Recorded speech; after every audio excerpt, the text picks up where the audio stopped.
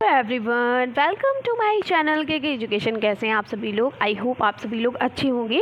तो आज मैं आप लोगों को डीएलएड सेकेंड सेमेस्टर का पेपर हिंदी के जितने भी अति लघु उत्तरीय प्रश्न हैं उनको सॉल्व कराऊंगी। यानी 2016 से लेकर के 2022 तक जितने भी आपके अति लघु उत्तरीय प्रश्न आए हुए हैं उनको एक साथ में कवर करा रही हूँ। ठीक है, तो चलिए वीडियो को स्टार्ट करते हैं। वीडियो को स्टार्ट करने से पहले आपको पहले से ही पता है कि जो हमारा हिंदी का पेपर होता है वो 25 मार्क्स का होता है। ठीक है, और 1 घंटे का होता है, और हमारे जो अति लघु उत्तरीय प्रश्न होते हैं वो 6 होते हैं। ठीक है, और सभी अति लघु उत्तरीय प्रश्न यानी कि 6 होते हैं और 6 नंबर के होते हैं। यानी कि एक प्रश्न जो है वो आपका 1 नंबर का होता है, यानी 6 जो है वो 1 नंबर का प्रश्न होता है, इसलिए 6 नंबर होते हैं। ठीक है, चलिए तो शुरू करते हैं। पहला अति लघु उत्तरीय प्रश्न है, देखिए यहाँ से उपसर्ग पूछा गया है, और उपसर्ग मैंने आपको बहुत अच्छे से पढ़ाया हुआ है। तो यहाँ पर पूछा गया है कि प्रति उपसर्ग से बनने वाले 2 शब्द लिखिए। तो प्रति उपसर्ग से बनने वाले 2 शब्द क्या हो सकते हैं? प्रतिकूल हो सकता है। ठीक है, चलिए ये देखिए, प्रति उपसर्ग से बनने वाले 2 शब्द क्या हो जाएगा? प्रति प्लस दिन मिलकर क्या बन गया? प्रतिदिन बन गया। ठीक है, प्रति प्लस कूल बनकर क्या बन गया? प्रतिकूल बन गया। ठीक है, जहाँ पर जो प्रति जो है आपका ये एक प्रकार का उपसर्ग है, यानी ये एक उपसर्ग है, और दिन जो है ये आपका मूल शब्द है। तो आपको पता है कि वे शब्दांश जो किसी शब्द के स्टार्टिंग में या किसी शब्द की शुरुआत में जुड़कर आते हैं उन्हें हम उपसर्ग कहते हैं। ठीक है, तो प्रति हमारा एक उपसर्ग है और दिन ये हमारा एक मूल शब्द है। ठीक है, चलिए फिर है हमारा प्रतिकूल। प्रतिकूल यहाँ पर प्रति प्लस कूल हो गया प्रतिकूल। इसमें प्रति आपका उपसर्ग है और इसमें हमने कूल को जोड़ दिया, कूल एक मूल शब्द है, इसको जोड़ दिया, तो ये क्या हो गया? प्रतिकूल। ठीक है, तो प्रति उपसर्ग के 2 उपसर्ग कौन से बने? एक तो बना हमारा प्रतिदिन और दूसरा हमारा बना प्रतिकूल। ठीक है, चलिए आगे बढ़ते हैं, अगला क्वेश्चन देखते हैं। अगला क्वेश्चन क्या पूछा गया है? अगला क्वेश्चन पूछा गया है कारक शब्द में कौन सा प्रत्यय लगा हुआ है। अब यहाँ पे उपसर्ग की बात की गई थी और यहाँ पे प्रत्यय की बात की गई है। ठीक है, वे शब्दांश जो किसी शब्द के या किसी मूल शब्द के अंत में जुड़कर आते हैं उन्हें हम प्रत्यय कहते हैं।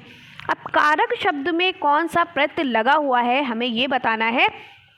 तो कारक को जब हम तोड़ेंगे, तो कारक को तोड़ते हैं तो वो क्री प्लस अक मिलकर क्या बनता है? कारक। ठीक है, तो कारक में अक प्रत्यय लगा है। कौन सा प्रत्यय लगा हुआ है?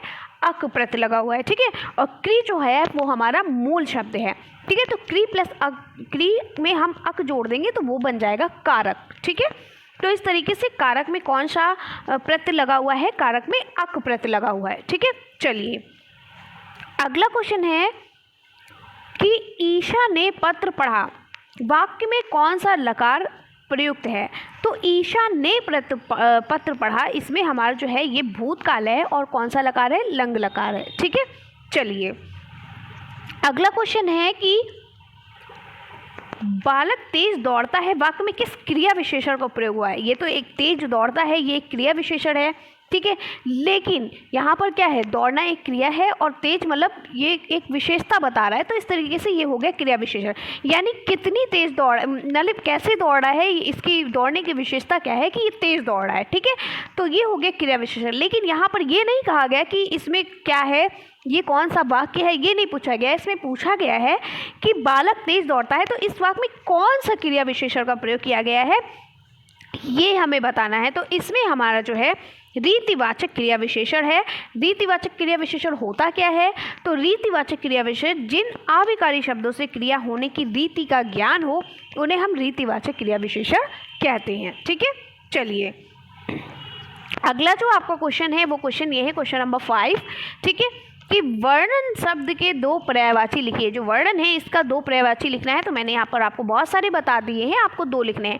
तो आख्यान होता है बयान, किसी चीज़ का आख्यान करना, किसी चीज़ का बयान करना। वर्णन मतलब आप क्या होता है उसको विस्तृत रूप में किसी भी बात को बताते हो, कोई किस्सा बताना, किसी भी किस्से का किस्सा। ठीक है, वर्णन हो गया, कथा हो गई, वृतांत, ये सभी क्या है?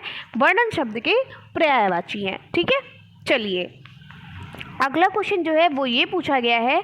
चलिए देख लेते हैं अगला क्वेश्चन क्या कहा गया है। अगला और लास्ट क्वेश्चन 2016 पेपर का ये कहा गया है कि सर्वनाम शब्द के 2 उदाहरण लिखिए। तो मैंने यहाँ पर उसकी परिभाषा भी लिख दी थी, कभी कभी परिभाषा भी पूछी जा सकती है, तो मैंने सब लिख दिया है।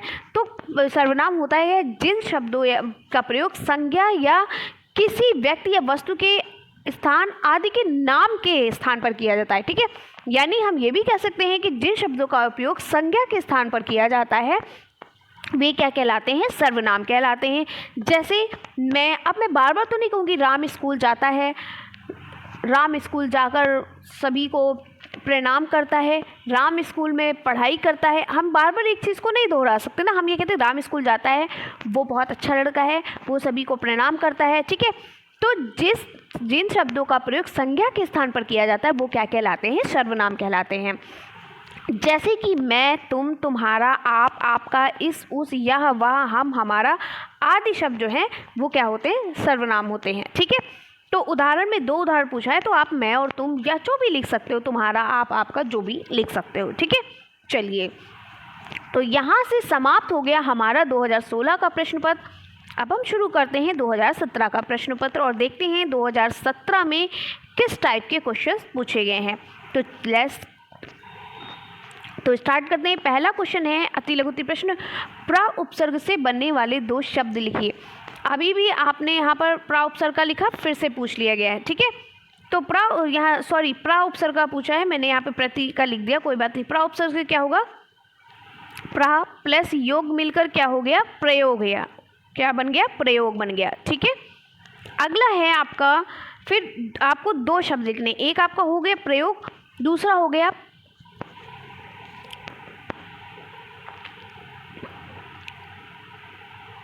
और अगला हम कह सकते हैं प्र प्लस नाम, क्या हो गया, प्रनाम। ठीक है, समझ में आ गया। यहाँ पे थोड़ा सा राइटिंग आपको यहाँ पर नहीं समझ में आएगी, आप अच्छे से लिख लीजिएगा। प्र प्लस योग मिलकर प्रयोग हो गया, दूसरा वर्ड हो गया प्र प्लस नाम यानी प्रणाम। ठीक है, चलिए आगे बढ़ते हैं, अगला क्वेश्चन देखते हैं। प्रत्यय किसे कहते हैं? तो वे शब्दांश जो किसी शब्द के अंत में जुड़कर उस शब्द के अर्थ को बदल देते हैं वो क्या कहलाते हैं, प्रत्यय कहलाते हैं। जैसे चलिए आगे देखते हैं प्रत्यय की परिभाषा। तो प्रत्यय वे शब्दांश होते हैं जो मूल शब्द के अंत में जुड़कर, या हम ये भी कह सकते हैं जो किसी शब्द के अंत में जुड़कर उनके अर्थ में परिवर्तन कर देते हैं, उनके अर्थ को बदल देते हैं, वो क्या कहलाते हैं, प्रत्यय कहलाते हैं। जैसे तारणहार, तो क्या हो गया, तारणहार। समाज प्लस इक प्रत्यय, समाज में इक प्रत्यय को जोड़ दिया, क्या बन गया, सामाजिक।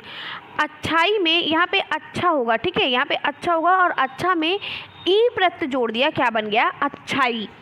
पालन में हार प्रत्यय जोड़ दिया, क्या बन गया, पालन हार। ठीक है, इस तरीके से प्रत्यय बनते हैं। और आपको बता दें, बहुत बार पूछा जाता है कि प्रत्यय के कितने भेद होते हैं या प्रत्यय कितने प्रकार के होते हैं। तो प्रत्यय के भेद जो होते हैं, प्रत्यय जो है 2 प्रकार के होते हैं। कौन कौन से, कृत प्रत्यय और तद्धित प्रत्यय। ठीक है, चलिए अगला है क्वेश्चन, चलिए देखते हैं अगला क्वेश्चन क्या पूछा गया है। अगला क्वेश्चन पूछा गया है कि काल कितने प्रकार के होते हैं। तो काल जो है वो आपको पता है, काल हमारे कितने प्रकार के होते हैं, 3 प्रकार के होते हैं। एक तो हमारा होता है वर्तमान काल, यानी जिसमें हम जी रहे हैं, ठीक है, आज अभी जो हमारा काल है। एक होता है भूतकाल यानी बीता हुआ कल, और एक होता है भविष्यकाल यानी आने वाला कल। ठीक है, चलिए आगे बढ़ते हैं। अगला प्रश्न जो हमारा है वो है अनुकरण वाचन किसे कहते हैं। क्वेश्चन नंबर 4 है। यहाँ पर थोड़ी सी PDF में मिस्टेक हो चुकी है, तो परेशान मत होइए, मैं बता तो रही हूँ। अनुकरण वाचन किसे कहते हैं? अनुकरण का मतलब होता है नकल करना। ठीक है, मैंने आपको बहुत अच्छे से, आपने फर्स्ट सेमेस्टर में बहुत अच्छे से अनुकरण वाचन, मौन वाचन, ठीक है, द्रुत वाचन, ये सारी चीज़ें आपने पढ़ी हुई हैं, वही है और कोई दूसरा नहीं है। ठीक है, तो अनुकरण का मतलब होता है नकल करना। ठीक है, तो अनुकरण का अर्थ है कि किसी आदर्श की नकल करना, यानी कि आपका कोई आइडियल है, आप उसकी नकल करते हो, वो होता है अनुकरण। अपने मम्मी पापा की नकल करते हो, अपने भाई बहन की नकल करते हो, अपने टीचर्स की नकल करते हो। ठीक है, तो वो होता है अनुकरण। अनुकरण का मतलब होता है नकल करना। आप इतना भी लिखोगे कि अनुकरण का अर्थ क्या है, अनुकरण का अर्थ है नकल करना। तो कक्षा में शिक्षक के वाचन के उपरांत बच्चों द्वारा उसको दोहराए जाने की क्रिया को अनुकरण वाचन कहते हैं। यानी कि क्लास में जब एक टीचर पढ़ाता है, वाचन करता है, पढ़ाता है, तो जब भी मान लो एक टीचर ने आपको एक पोयम पढ़ाई, जैसे मान लो टीचर, आपने देखा होगा आप जब क्लास में जाते हो, बच्चों को मान लो एक नर्सरी की आप पोएम पढ़ा रहे हो, जॉनी जॉनी यस पापा, तो आपने एक लाइन बोली जॉनी जॉनी यस पापा, तो बच्चे उसको पहले दोहराएंगे, तभी आप दूसरी लाइन का यूज़ करते हो।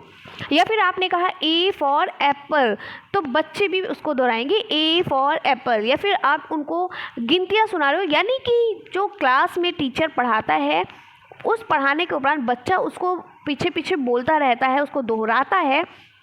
यही दोहराने की जो क्रिया होती है, ये क्या कहलाती है? अनुकरण वाचन कहलाती है। ठीक है। अनुकरण विधि में क्या होता है? बालक अपने शिक्षक का अनुकरण करता है, यानी उनकी नकल करता है। किसमें? लिखने में, पढ़ने में, यानी लिखना, पढ़ना व नवीन रचना करना सीखता है।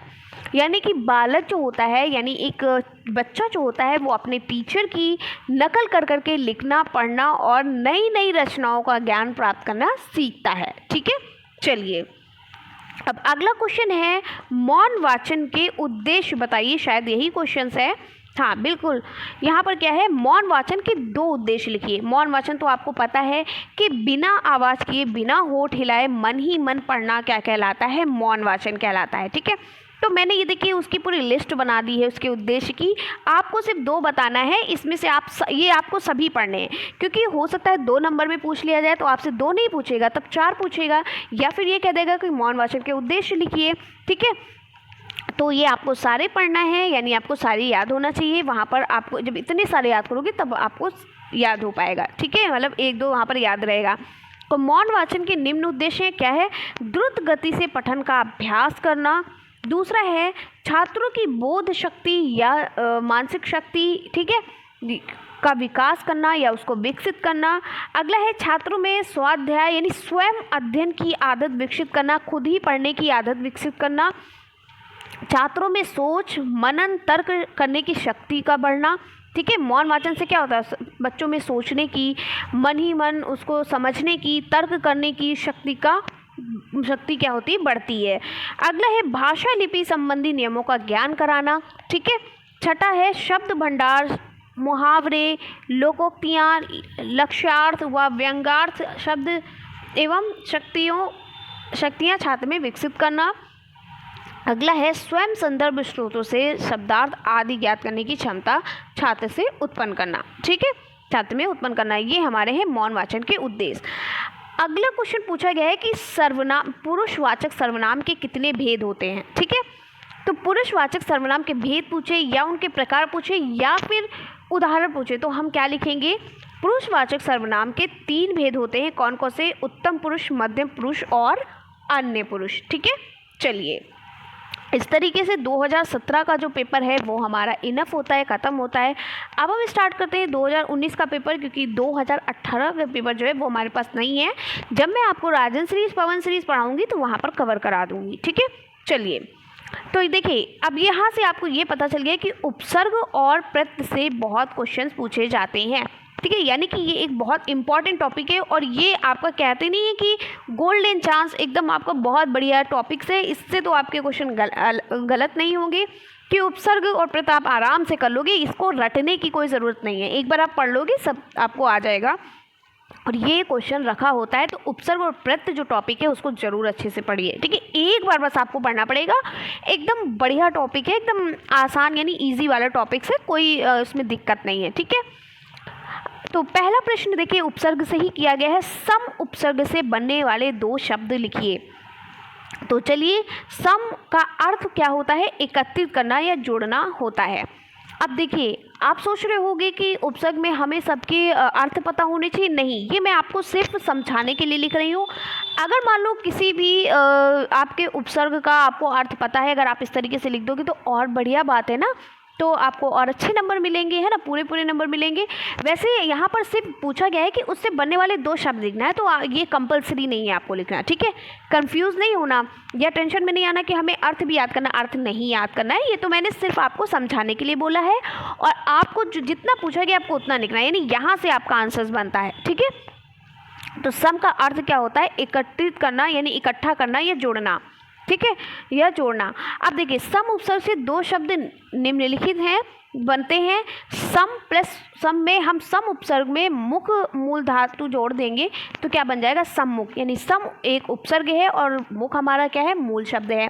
ये लिख दीजिएगा। ठीक है, मान में हमने सम उपसर्ग को जोड़ दिया, क्या बन गया, सम्मान। ठीक है, इसमें सम एक उपसर्ग है और मान जो है मूल शब्द है। मैंने ये आपको इसलिए लिख दिया कि आप ये भी नहीं लिखोगे तो भी कोई फर्क नहीं पड़ता, आपको पूरे नंबर मिलेंगे, सिर्फ आपको ये पॉइंट लिखना है। ठीक है, ये इसलिए लिख दिया आप कंफ्यूज ना हो। मान लो आप पहली बार उपसर्ग पढ़ रहे हो तो आप समझ रहे हो, सोच रहे होगे इसमें कौन सा उपसर्ग है, क्या है, तो इसलिए मैंने लिख दिया कि सम जो है ये एक उपसर्ग है और ये मुख जो है ये मूल शब्द है। यानी मुख में हमने सम उपसर्ग जोड़ दिया, क्या बन गया, सम्मुख।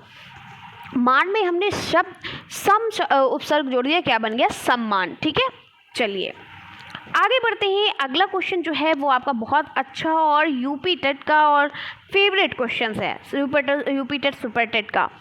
प्रकृति का सुकुमार कवि किसे कहा जाता है? तो प्रकृति का सुकुमार कवि सुमित्रा नंदन पंत को कहा जाता है। ठीक है, चलिए अगला क्वेश्चन ये भी बहुत इंपॉर्टेंट है और बहुत ही फेवरेट क्वेश्चन है यूपी टेट का कि पंच परमेश्वर कहानी के लेखक का नाम लिखिए। तो पंच परमेश्वर कहानी के लेखक का नाम जो है वो है प्रेमचंद्र जी हैं। ठीक है, चलिए यहाँ पर प्रेमचंद नहीं होगा, प्रेमचंद्र होगा।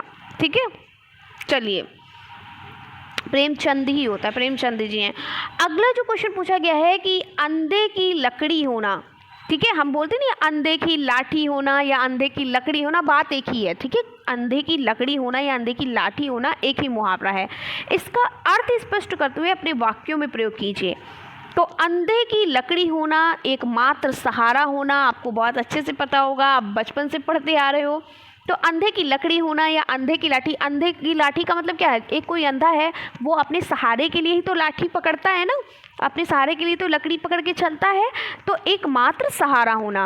अब इस वाक्य का अर्थ बता करके इस वाक्य में प्रयोग करना है। तो अर्थ मैंने बता दिया क्या है, एक मात्र सहारा होना। आपको ऐसे ही लिखना है सेम। ठीक है, इसीलिए मैंने बहुत अच्छे से आपको लिख कर दिखाया। ऐसे आप लिखना मुहावरा अंधे की लकड़ी होना, तो इसका अर्थ क्या है, एकमात्र सहारा होना। अब वाक्य में प्रयोग करना भी है तो हम लिखेंगे वाक्य में प्रयोग, हेडिंग डालेंगे और हम कैसे लिखेंगे कि एक बूढ़ा अपने बेटे से कहता है कि बेटा तुम तो मुझ अंधे की लकड़ी हो, मैं तुम्हें कैसे छोड़ सकता हूँ। ठीक है, चलिए अब अगला क्वेश्चन क्या पूछा गया है, अगला क्वेश्चन पूछा गया है प्रसंगोचित शब्द किस समास का उदाहरण है। ये जो प्रसंगोचित शब्द है ये हमारा तत्पुरुष समास का उदाहरण है। किसका उदाहरण है, तत्पुरुष समास का। चलिए अब अगला क्वेश्चन है जो आपको अच्छे से पता है कि ये जो छा शब्द है ये किससे बना हुआ है। तो ये का और शा के योग से बना हुआ है। ठीक है, छा जो है ये शब्द आपका किससे बना हुआ है, का और शा से। हमको इस कैसे बोलते हैं, शा, ठीक है, इस तरीके से बोलते हैं ना। तो का और शा के योग से बना हुआ है ये हमारा शब्द। ठीक है, संयुक्त वर्ड है ये। चलिए अगला हमारा जो पेपर है वो शुरू होता है 2020 का और हम देखते हैं 2020 में किस तरीके के क्वेश्चंस आए हैं। चलिए देखते हैं। तो 2020 का पेपर शुरू करते हैं और 2020 में पहला क्वेश्चन जो है वो है समास किसे कहते हैं। ठीक है, क्या कहा गया है, समास किसे कहते हैं। और आपने बहुत अच्छे से फर्स्ट सेमेस्टर में भी सारी चीज़ें पढ़ी हुई हैं, कुछ नया नहीं है। तो दो या दो से अधिक शब्दों से मिलकर जो एक नवीन सार्थक शब्द बनता है उसे हम क्या कहते हैं, समास कहते हैं। ठीक है, जैसे कि दो या दो से अधिक शब्द, जैसे हमने कहा नील प्लस कंठ। ठीक है, तो क्या बन गया, नीलकंठ। ठीक है, नीलकंठ। और आपको पता है नीलकंठ क्या है, हमारे जो शंकर भगवान जी हैं उनके गले में उसको नीलकंठ ही तो कहते हैं। ठीक है, तो दो या दो से अधिक शब्दों, ये दो शब्द हैं, इनके जोड़ से ही इनसे मिलकर क्या बना है, एक नवीन सार्थक शब्द बना है। ठीक है, नील प्लस कंठ मिलकर क्या बन गया, नवीन सार्थक शब्द बन गया, यानी कि नीलकंठ बन गया। तो हमारी डिफिनीशन क्या बनी कि दो या दो से अधिक शब्दों से मिलकर जो एक नवीन सार्थक शब्द बनता है उसे हम समास कहते हैं। समास के कितने भेद होते हैं, समास के 6 भेद होते हैं। कौन कौन से, तत्पुरुष समास, कर्मधारय समास, द्विगु समास, द्वंद्व समास, बहुब्रीहि समास और अव्ययी भाव समास। ठीक है, इससे सीटेट में और टेट में बहुत क्वेश्चन पूछे जाते हैं। ठीक है, तो यहाँ पर समास के भेद नहीं पूछा गया, सिर्फ पूछा गया था समास किसे कहते हैं, लेकिन अगर आप पूरा लिख दोगे तो अच्छी बात है। अगला है मौलिक लेखन किसे कहते हैं। यहाँ पर मौखिक नहीं कहा गया है, मौलिक कहा गया है। इस चीज़ का ध्यान दीजिएगा, मौलिक की बात की गई है, ना कि मौखिक की। ठीक है, मौखिक अलग होता है, मौलिक अलग होता है। तो मौलिक लेखन से क्या तात्पर्य है? तो मौलिक लेखन से तात्पर्य उस लेखन से है जब कोई व्यक्ति किसी विषय पर व्यक्तिगत रूप से लेखन करता है। यानी कि जब कोई व्यक्ति किसी भी विषय को अपने तरीके से लिखता है, एक व्यक्तिगत यानी अकेले लिखता है, अकेले उस पर काम करता है। जैसे मान लो कि हम अपने बारे में कुछ मतलब डायरी वगैरह में अपने बारे में लिखते हैं, तो वो एक क्या हो गया? व्यक्तिगत लेखन हो गया। ठीक है, तो मौलिक लेखन से तात्पर्य उस लेखन से है जब कोई व्यक्ति किसी विषय पर व्यक्तिगत रूप से लेखन करता है। ठीक है, चलिए अगला क्वेश्चन पूछा गया है, चलिए देखते हैं अगला क्वेश्चन क्या कहा गया है। अगला क्वेश्चन कहा गया है कि लिंग किसे कहते हैं। ठीक है, तो आपको पता है कि लिंग किसे कहते हैं। तो संज्ञा के जिस शब्द से हमें किसी व्यक्ति या फिर वस्तु के पुरुष जाति या स्त्री जाति का के बारे में पता चलता है। ठीक है, जाति ऐसे लिखिएगा। ठीक है, पुरुष जाति या स्त्री जाति यहाँ पे गलत लिखा है, ता में छोटी की मात्रा होगी। ठीक है, तो संज्ञा के जिस शब्द से हमें किसी व्यक्ति या वस्तु के पुरुष जाति या स्त्री जाति के बारे में पता चलता है तो उसे हम क्या कहते हैं? लिंग कहते हैं। ठीक है, या आप ये भी कह सकते हो संज्ञा कि जिस शब्द से हमें किसी व्यक्ति के पुरुष जाति या स्त्री जाति का पता चलता है तो हम उसे क्या कहते हैं? लिंग कहते हैं। चलिए हिंदी में लिंग आपको पता है 2 प्रकार के होते हैं, एक पुल्लिंग होता है, स्त्रीलिंग होता है। मैंने आपको इसलिए कहा कि हिंदी में लिंग 2 प्रकार के होते हैं क्योंकि संस्कृत में आपने पढ़ा होगा 3 प्रकार के होते हैं, पुल्लिंग, स्त्रीलिंग, नपुंसकलिंग, है ना। लेकिन हिंदी में सिर्फ 2 प्रकार के ही लिंग होते हैं। कौन कौन से? पुल्लिंग और स्त्रीलिंग। चलिए अगला जो क्वेश्चन है वो है कि गद्य और पद्य में अंतर बताइए। ठीक है, क्या पूछा गया है कि गद्य और पद्य में अंतर स्पष्ट कीजिए। तो गद्य आपको पता है जो जो कहानियाँ होती हैं, ठीक है, ये सभी कहानी हैं, निबंध हैं, ये सभी क्या होते हैं? गद्य होते हैं। पद्य यानी जो कविताएं होती हैं, ठीक है, और जो दोहा, सोरठा, गीत, ये सभी क्या होते हैं? पद होते हैं। ठीक है, चलिए देखते हैं इनमें अंतर। तो गद्य और पद्य हिंदी भाषा के 2 स्वरूप हैं। गद्य के अंतर्गत कहानी है, निबंध है, पत्र लेखन है, संस्मरण आदि आते हैं। और पद्य के अंदर क्या आता है? पद्य के अंतर्गत कविताएं आती हैं, छड़िकाएँ आती, गीत, दोहा, सोरठा, छंद, ये सभी चीज़ें आती हैं। ठीक है, दूसरा पॉइंट है गद्य को साधारण तौर से पढ़ा जाता है। यानी जैसे मैं आपको पढ़ के बता रही हूँ कि गद्य और पद्य हिंदी भाषा के 2 स्वरूप हैं। गद्य के अंतर्गत कहानी, निबंध, तो मैंने आपको ऐसे ही सामान्य तरीके से सामान्य तौर से पढ़कर बता दिया। और जो ये पद जो होता है यानी जो कविता होती है, इसको हम गाकर लयात्मक तौर से पढ़ा जाता है। जैसे आप रामायण को भी लय से पढ़ते हो, गाकर पढ़ते हो, महाभारत सुनाते हो, जैसे महाकाव्य पद में लिखे गए हैं। ठीक है, तो ये सभी चीज़ें क्या हैं? जैसे आप मान लो दोहा, सोरठा, छंद, ये सब सुनाते हो तो गा कर पढ़ते हो। ठीक है, तो यानी जो लयबद्ध तरीके से पढ़ी जाती है उसे हम कविता कहते हैं, पद्य कहते हैं। और जिसे एक साधारण तौर पर पढ़ा जाता है वो हमारा गद्य होता है। जैसे निबंध हो गया, ठीक है, लेखन हो गया, पत्र लेखन हो गया, कहानियाँ हो गई, ठीक है, ये सब चीज़ें किसी की जीवनी यानी जीवन परिचय पढ़ रहे हो। ठीक है, चलिए अगला क्वेश्चन क्या है? अगला क्वेश्चन पूछा गया है कि अगला क्वेश्चन देखते हैं, वाक्य किसे कहते हैं। क्या पूछा गया है? वाक्य किसे कहते हैं। तो चलिए हम वाक्य के बारे में, आपको पता है जिसको हम इंग्लिश में सेंटेंस कहते हैं। ठीक है, इंग्लिश में क्या बोलते हैं? सेंटेंस। तो सार्थक शब्दों का क्रमबद्ध समूह जिससे कोई भाव स्पष्ट हो वाक्य कहलाता है। ठीक है, यानी कि जो सार्थक शब्दों का यानी एक ऐसे शब्द जिनका कोई अर्थ हो और उस अर्थ के क्रमबद्ध समूह को, क्रम से जो समूह होता है, क्रमबद्ध जो समूह होता है, जिससे कोई ना कोई भाव स्पष्ट हो, उसे हम क्या कहते हैं? वाक्य कहते हैं। ठीक है, जैसे कि राम पुस्तक पढ़ता है, तो ये एक हम क्या है, यहाँ पर एक भाव उत्पन्न हो रहा है कि राम क्या कर रहा है? पुस्तक पढ़ रहा है, और यहाँ पर क्रमबद्ध तरीके से लिखा गया है। ठीक है, अगर हम ये लिख दें राम है पढ़ता पुस्तक, तो क्या आपको ऐसा लग रहा है कि ये हम जो बोल रहे हैं ये सेंटेंस सही है? नहीं, तो इसीलिए क्रमबद्ध समूह में लिखा जाता है। ठीक है, अगला क्वेश्चन और लास्ट क्वेश्चन है कि काल के कितने भेद होते हैं। ठीक है, तो काल के 3 भेद होते हैं। ठीक है, प्रमुख 3 भेद होते हैं, वर्तमान काल, भूतकाल और भविष्य काल। और ये क्वेश्चन फिर से रिपीट किया। ठीक है, चलिए अब अगला और लास्ट पेपर है आपका पेपर 2022 का, और देखते हैं 2022 में किस तरीके के क्वेश्चंस पूछे गए हैं। तो चलिए स्टार्ट करते हैं। तो 2022 में पहला क्वेश्चन जो आपका है वो ये है किन्हीं 4 विराम चिन्हों का उदाहरण सहित वर्णन कीजिए। यानी आपको जितने भी विराम चिन्ह आते हैं उनमें से किन्हीं 4 विराम चिन्हों को बताना है उदाहरण सहित। ठीक है, तो चलिए 4 विराम चिन्ह को पढ़ते हैं। तो पूर्ण विराम, पूर्ण विराम क्या होता है? हम बोलते समय वाक्य खत्म होने के बाद विराम देते हैं। यानी जब हम बोलते समय वाक्य के खत्म होने के बाद जब वहाँ पर रुकते हैं, वहाँ पर विराम देते हैं, तो उसे हम कहते हैं पूर्ण विराम। और उदाहरण देना यहाँ पर मैं भूल गई हूँ। और आपको पता है फर्स्ट सेमेस्टर में बहुत अच्छे से मैंने आपको विराम पढ़ाए, बहुत अच्छे से आपको पता होगा कि फर्स्ट सेमेस्टर में विराम से बहुत क्वेश्चन आते थे। हमने यहाँ पर लिखा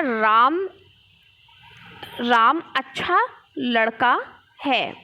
ठीक है, राम अच्छा लड़का है, तो यहाँ पर क्या लग गया? पूर्ण विराम लग गया। ठीक है, यहाँ पर क्या लगा? पूर्ण विराम। ऐसे आपको उदाहरण दे देना है। ठीक है, नेक्स्ट है अर्ध विराम। जहाँ पूर्ण विराम की अपेक्षा कम देर और अल्प विराम की अपेक्षा अधिक देर रुकना हो, वहाँ हम किसका प्रयोग करते हैं? अर्ध विराम का प्रयोग करते हैं। फिर क्या है? अल्प विराम।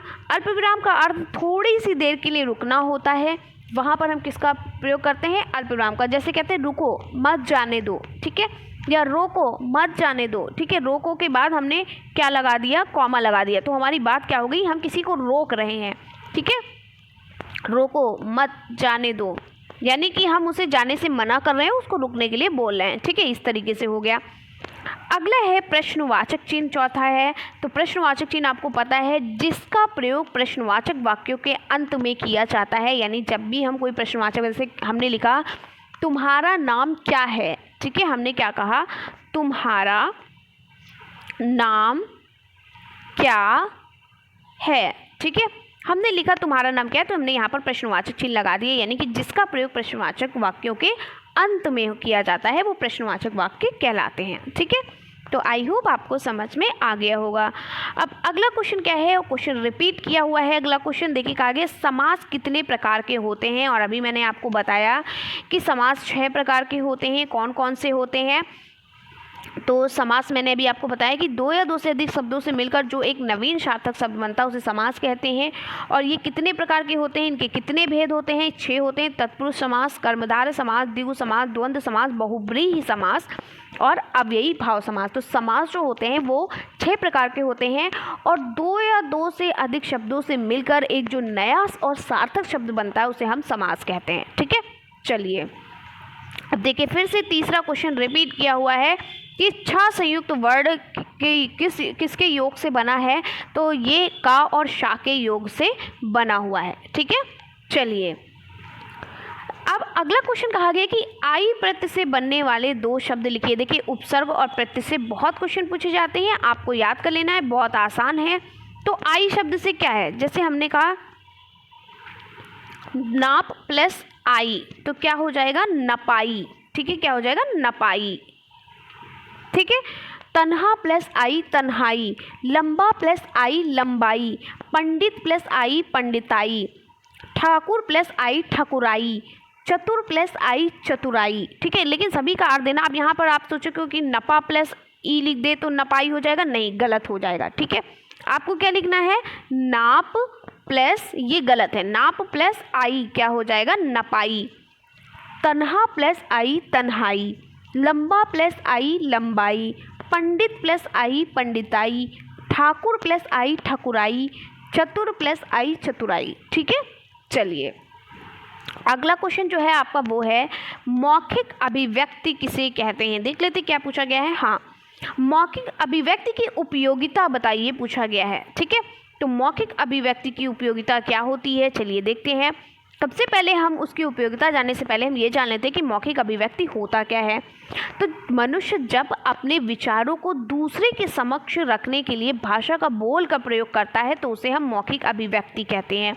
यानी कि मनुष्य जब अपने भाव को, अपने विचारों को क्या करता है दूसरों के प्रति, यानी आप जब अपनी किसी भी बात को दूसरे को बताते हो, बोल कर बताते हो। ठीक है, अपनी देखिए एक होता है मौखिक अभिव्यक्ति, एक होता है लिखित। आप अपनी बात को एक लिख कर देते हो, लिख कर बताते हो। जैसे मैंने कल आपको लेटर लिखवाया था। ठीक है, एक लड़की यानी एक फ्रेंड जो होती है वो अपनी दूसरी फ्रेंड को अपने भाई की शादी में इनवाइट करती है।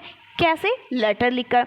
यानी वो अपनी बात को वहाँ पर शेयर कर रही थी कि मेरे भाई की शादी तय हो गई है, आप तुमको आना ज़रूरी है और मैं बहुत खुश हूँ, मैं अपनी खुशी तुमसे बांटना चाहती हूँ। तो जब कोई व्यक्ति या जब कोई मनुष्य अपने भावों को, अपने विचारों को दूसरों के समक्ष रखने के लिए बोल कर प्रयोग करता है, तो वो होता है मौखिक अभिव्यक्ति। जैसे हम कॉल पर बात करते हैं, अपनी फ्रेंड से बात करते हैं, अपने मन की बात बताते हैं, अपने बीते हुए कल की, आज की जो भी बातें करते हैं, वो हो गया मौखिक अभिव्यक्ति, ठीक है। और हम तो यही हो गया, यानी जब बोलकर हम प्रयोग करते हैं तो वो होता है मौखिक अभिव्यक्ति। और अगर यही बात हम लिख कर प्रकट करें, पत्र लिखें अपने मित्र को, तो वो हो गया लिखित अभिव्यक्ति, ठीक है। आई होप आपको समझ में आ गया होगा, मैंने पूरी कोशिश की समझाने की। अगला है मौखिक अभिव्यक्ति का। अब पूछा गया है कि मौखिक अभिव्यक्ति का क्या उपयोग है, इसका उपयोग कैसे किया जाता है। तो वक्ता द्वारा श्रोता या श्रोताओं तक अपने संदेश या सूचनाओं को प्रभावी ढंग से पहुंचाना या संप्रेषित करना, ठीक है। यानी कि वक्ता मतलब जो कहने वाला है और श्रोता मतलब जो सुनने वाला है। तो कहने वाला यानी कहने वाले के द्वारा जब सुनने वाले तक अपने संदेश या सूचनाओं को हम सही तरीके से प्रभावी ढंग से पहुंचाते हैं, तो वो क्या कहलाता है, मौखिक अभिव्यक्ति कहलाता है, ठीक है। अगला है इस प्रभाव को उत्पन्न करने के लिए शुद्धता, अवसरानुकूलता, गतिशीलता, क्रमिकता आदि सभी का योगदान होता है, ठीक है। चलिए अब अगला क्वेश्चन है कि पत्र कितने प्रकार के होते हैं। तो और ये लास्ट क्वेश्चन है और बहुत अच्छा क्वेश्चन है। ये क्वेश्चन आपका जो है कई बार रिपीट भी किया हुआ है, ठीक है। तो पत्र के प्रकार लिखिए। तो पत्र हमारे 2 प्रकार के होते हैं, हमेशा याद रखिएगा। पत्र हमारे कितने प्रकार के होते हैं, 2 प्रकार के होते हैं। कौन कौन से? एक होता है अनौपचारिक पत्र और एक होता है औपचारिक पत्र, ठीक है। अनौपचारिक होता है जो निजी या व्यक्तिगत पत्र होता है, जैसे मैंने अभी आपको बताया, आप अपने दोस्त को लेटर लिख रहे हो, ठीक है, अपने फ्रेंड्स को शादी में इनवाइट कर रहे हो। एक होता है मतलब व्यक्तिगत पत्र, निजी, यानी कि आप अपनी पर्सनल बात जो कर रहे हो किसी पत्र में, किसी को लेटर लिख रहे हो, जैसे लव लेटर बहुत लोग लिखते हैं ना, बहुत सारे जो पत्र होते हैं वो हो गए अनौपचारिक पत्र। सॉरी, मैं हंसाने के लिए आप लोगों को बोल रही थी, माइंड मत करिएगा। तो अनौपचारिक पत्र जो होते हैं, जैसे जो निजी या व्यक्तिगत, यानी आपने दोस्त को अपने बहन की शादी में बुलाने के लिए आपने पत्र लिखा, ठीक है, ये सभी जो आपके हो गए, ये हो गए अनौपचारिक पत्र। औपचारिक पत्र वो जो होते हैं जो आप किसी बिजनेस में आपके यूज़ होते हैं, किसी कार्यालय में यूज़ होते हैं, ठीक है। तो जो व्यावसायिक और कार्यालय पत्र जो होते हैं वो हमारे होते हैं औपचारिक। चलिए, इसको मैंने अच्छे से एक्सप्लेन भी कर दिया है, टेंशन मत लीजिए। अनौपचारिक पत्र क्या होता है? अपने मित्र तथा परिवार के किसी भी व्यक्ति जो परिचित हैं उनको लिखा जाता है, तो वो हमारे अनौपचारिक पत्र होते हैं, ठीक है। अनौपचारिक पत्र यानी कि जो जिसे हम अपने मित्रों को या अपने परिवार के किसी भी व्यक्ति को जब कोई पत्र लिखते हैं तो वो होता है अनौपचारिक पत्र, ठीक है। पहले क्या होता था, पहले लोग अपने रिलेटिव को, अपने परिचित लोगों को, अपने या अपने पापा लोग, मान लो किसी के पापा बहुत दूर देश में रहते होते थे, तो वहाँ से फिर एक दूसरे को पत्र लिखकर अपनी बातों को शेयर किया जाता था, है ना। अब तो मोबाइल वगैरह जो है, इंटरनेट का ज़माना हो गया है, ठीक है। और जो हम व्हाट्सएप यूज़ करते हैं, हम क्या करते हैं, व्हाट्सएप यूज़ करते हैं, हम ईमेल यूज़ करते हैं, ठीक है। तो जो जिसे हम इलेक्ट्रॉनिक मेल भी कहते हैं, है ना, आपने कंप्यूटर में पढ़ा है, ये सभी चीज़ें अनौपचारिक पत्र हैं आपके, ठीक है। व्हाट्सएप, इंस्टाग्राम जो भी आप यूज़ करते हैं, ये अनौपचारिक पत्र होते हैं, ठीक है। चलिए, नेक्स्ट है औपचारिक पत्र। किसी भी कार्यालय में या संस्था से जुड़े व्यक्ति जो अपरिचित हैं उनको लिखा जाता है, वो औपचारिक पत्र होता है। यानी आप किसी भी ऑफिस में वर्क कर रहे हो, जो ऑफिशियली वर्क होता है, ठीक है, और जो बिजनेस वर्क होता है, उसके लिए जब आप किसी अपरिचित लोगों से आप क्या करते हो, कांटेक्ट करते हो, जैसे आपने किसी फॉर्म को फिल किया, उससे रिलेटेड आपके पास कोई मेल आया, ठीक है, कोई पत्र आया, उस तरीके की जो पत्र होते हैं वो औपचारिक पत्र कहलाते हैं, ठीक है। तो कैसी लगी वीडियो कमेंट्स में ज़रूर बताइएगा, और आई होप कि आपको वीडियो अच्छी लगी होगी। तो thanks for watching my video को देखने के लिए बहुत बहुत धन्यवाद। और अगर आपको वीडियो अच्छी लगी तो लाइक करिए, और अभी जुड़े हुए हैं नए तो जल्दी से चैनल को सब्सक्राइब कर लीजिए, और वीडियो को ज़्यादा से ज़्यादा शेयर करिए। आप भी इसका लाभ उठाएँ और दूसरों को भी इसका लाभ उठाने के लिए कहें, ठीक है। तो मिलते हैं इसी तरीके से नेक्स्ट वीडियो में, तब तक के लिए बाय बाय, टेक केयर।